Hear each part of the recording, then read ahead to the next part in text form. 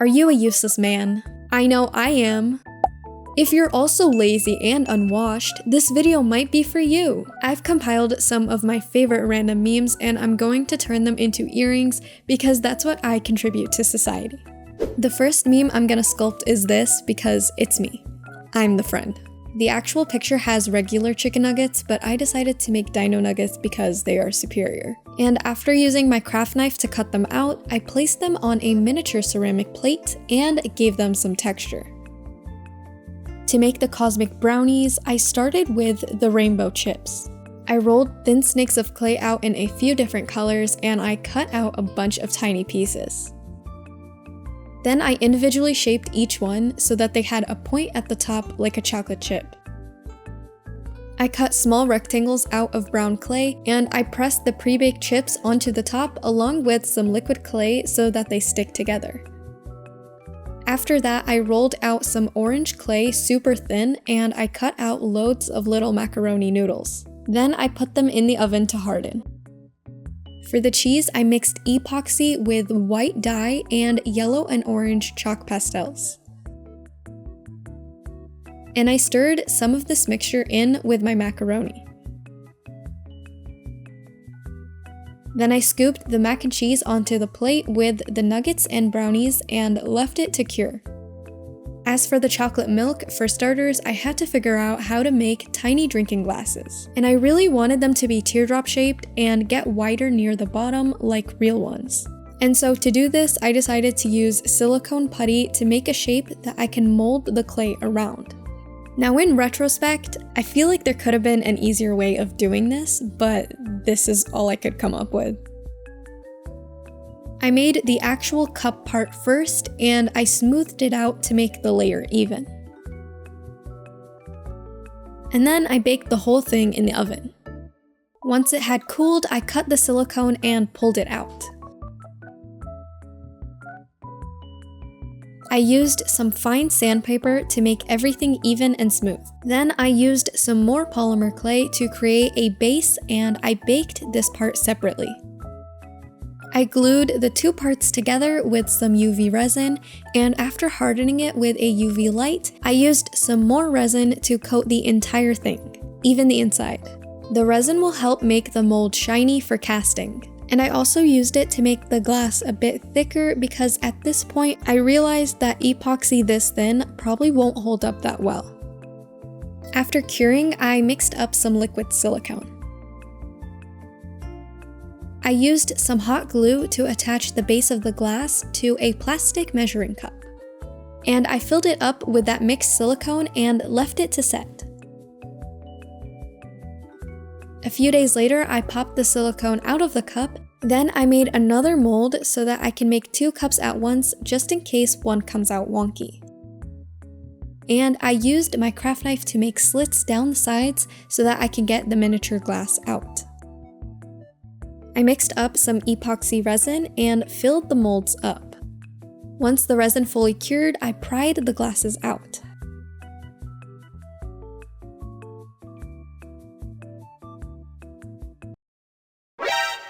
I made a few glasses and some of them came out looking like Swiss cheese, so I just filled in those holes with UV resin.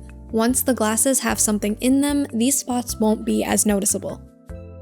So to make the chocolate milk, I combined epoxy with brown chalk pastels and white dye.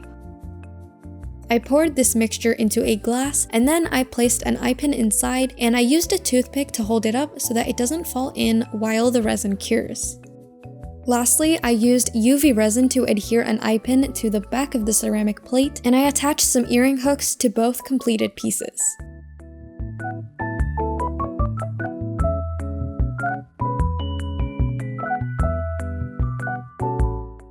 This picture killed me the first time I saw it and I immediately knew I had to make a miniature version. To make their bodies, I rolled out some light beige clay and made cuts for the arms and legs. I also made an indent towards the top for a head. I used some really thinly flattened clay to give them shirts, pants, a jacket, and then some hair. And then I used the smallest little dots of black clay for the shoes. Now for the packaging, I took the original image, threw it into Photoshop, and edited out a bunch of stuff until it was just the backing. I printed this image out onto some glossy photo paper, and then I cut them out with scissors. To create a stronger charm, I flattened some white clay and cut out pieces that are the same size as the backing. I removed the printed images and then baked the 2 clay rectangles. And after baking, I superglued the 2 together. So I keep Q-tips around to remove dust from my clay while I work, and I don't know how this happened or when for that matter, but I ended up supergluing myself to one of them. Anyways, after freeing myself, I decided to superglue the other one off camera, but this is how they both looked when I was done. I wanted to melt some plastic to encase the useless men, and I tried using a plastic measuring cup for this, but it wasn't melting enough to take their shape. So what I ended up doing instead is taking a piece of Scotch tape and folding it in half. I used this as my plastic and it melted so much easier. I let it cool down for a minute so I wouldn't mess up the shape, and then I cut off the excess. And I repeated this process to make another one for my other useless man. To put it all together, I first superglued the men to the backing, and then I glued the plastic on top. Obviously I didn't film this part, but you can imagine what it looked like.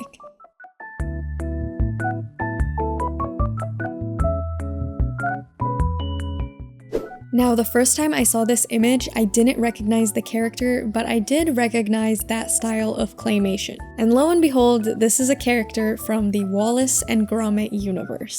I've never seen the film that he's in, but I have seen that Were-Rabbit movie, which totally wasn't a traumatizing experience for me at all.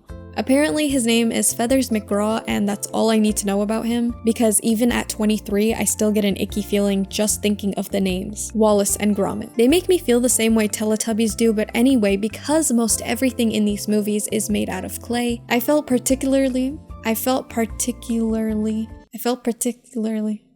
inclined to make my feathers look as identical to the real feathers as possible. And I wanted the body to be really dark gray, but not so dark that you can't see his eyes. A lot of clay colors look different out of the oven, so I was worried about mixing a color that would be too off. And I thought I would have more control over the shade by just using white clay and then painting it. This was pointless and actually made things more complicated, but yeah, I made the main body, pre-baked it, and then I mixed white and black acrylic paint together and painted the 2 penguins. After they dried, I used some white clay to give him a stomach, and then I moved on to making the mirrors. These were fairly easy, and I just used some brown clay to make 2 flat ovals with thin handles. I put them in the oven to bake, and in the meantime, I cut some even smaller ovals out of a mirror sheet. Once the clay had baked and cooled, I glued the mirrors to the clay, and then I removed the plastic. Back to Feathers himself, I used some slightly translucent red clay to start creating the glove. I baked it for a bit so that it would be easier to build onto, and then I added 4 fingers and a stripe across the base of the glove. I also gave each one a tiny beak as well as some itty bitty eyes. Then for the legs, I covered some white painted wire with a super thin layer of orange clay. And I used some more of that same clay to make his tiny little feet. I baked the whole thing one final time, and then I used some super glue to attach the hand mirrors to their flippers. This way Feathers can now admire himself. And lastly, I used some satin glaze to make the gloves look a little more rubbery.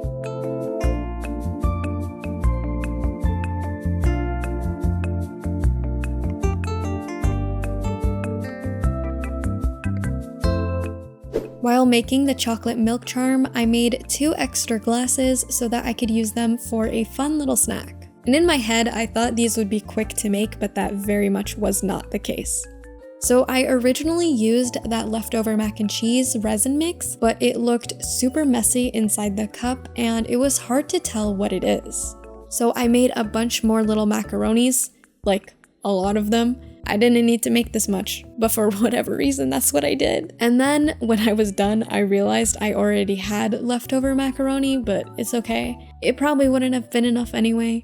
I also had made another glass because I messed up the last one, but at this point I was getting tired and I must have heated up the resin a bit too much because honestly the glass came out bendy, but I don't have it in me to make any more tiny glasses, so just don't tell anyone. This glass is perfect and very solid. This time I decided to use UV resin and just keep it clear. So I mixed some up with the clay macaroni, and then I filled the cups almost all the way to the top. I put an eye pin in each one, and then I cured them with a UV light so that nothing moves around. After that, I secured 2 dino nuggets to each glass with some more UV resin. And then I cured the whole thing one final time with a light. I attached them to some hooks, and there you go, earrings fit for a king. And both of them are fully solid and sturdy, and one is not bendy at all. There are so many Pingu memes, and I feel like he's mad in almost all of them, so this image of him being angry in a chair felt like the perfect thing to recreate. Like Feathers, Pingu is also a claymation character, so again I felt a little extra pressure to make him look as similar to the real character as possible. And I started by making his large baloney colored chair. On paper, I drew out some shapes to use as a template, and after cutting them out, I traced them over some clay. I cut those pieces out and baked them solid. Afterwards, I glued the pieces together and left the chairs to dry while I started making my Pingus. I used white clay to make a triangular shape with 2 nubs at the bottom, and I poked small holes to make room for the legs later. After that, I shaved down some yellow chalk pastels and I brushed them around the entire shape other than the center, which I left white. As usual, I pre-baked these pieces, and then I flattened some black clay across the back of each one. I used black balls of clay for the heads, and then I baked the penguins again. Once they were out of the oven and cooled, I added white clay for the eyes and an angry frowning beak. I used some more black clay to give them crossed flippers, and I blended them into the body for structure and to make everything look seamless. I then superglued the Pingus to their processed meat chairs. And I gave each of them skinny little legs and big floppy feet. Once I had done that, I finally gave them pupils, and I baked everything in the oven one final time before attaching them to some earring hooks.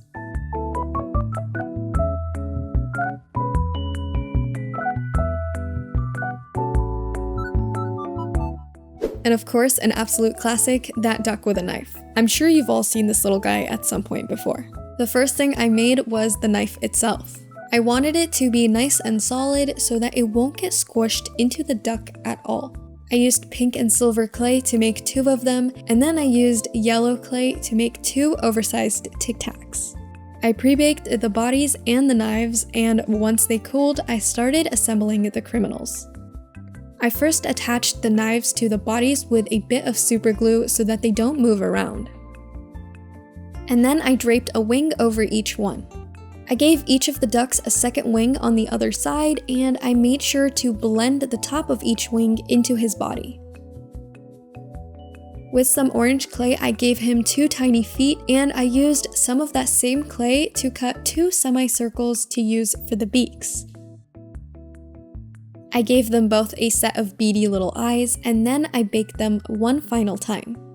I wanted to finish them with gloss glaze, but I didn't have any, so I used satin instead, but it just wasn't cutting it, so I ended up using UV resin instead. And after coating one of the ducks, I realized I made a grave mistake and I actually like the satin more, so I just left the other duck the way it is. I don't know, comment which one looks better, and I'll either glaze the other one with UV resin or just sculpt another duck and keep them both satin. But anyway, yeah, these are the ducks.